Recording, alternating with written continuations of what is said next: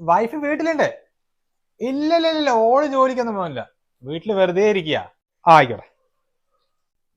അതെ, നമ്മുടെ ജോലിക്കാരി ഈ മാസത്തെ ശമ്പളം അഡ്വാൻസ് ആയി ചോദിച്ചിട്ടുണ്ട്. പിന്നെ ഏട്ടൻ അയൺ ചെയ്യാൻ കൊടുക്കുന്നവിടെ 2 മാസത്തെ പൈസ പെൻഡിങ്ങാ. അതുപോലെ കുഞ്ഞിന്റെ ഡേ കെയറിലെ ഫീസ് നാളെ അടക്കേണ്ടത്, മറന്നിട്ടില്ലല്ലോ. നീ എന്താ സന്ധി ഈ പിച്ചും പേയും പറഞ്ഞത്?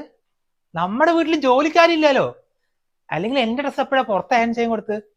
പിന്നെ നമ്മുടെ കുഞ്ഞ് ഡേ കെയറിൽ പോകുന്നില്ലല്ലോ സന്ധ്യ. ഓ, അപ്പൊ ഈ പണിയൊന്നും ചെയ്യാൻ ഇവിടെ ആരും ഇല്ല അല്ലേ?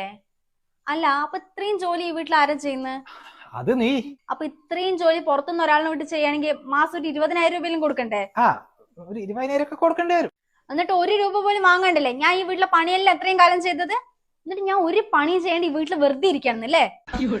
അല്ലാതെ ഇപ്പൊ വീട്ടിലിരിക്കുമ്പോ അങ്ങനെയാണല്ലോ പറയാ. രാവിലെ മുതൽ വൈകുന്നേരം വരെ മരണ പണിയെടുത്തിട്ട് ഒരു പണിയും ചെയ്യുന്നില്ല എന്നല്ലേ? നിങ്ങൾ എന്നെ ചെയ്യും.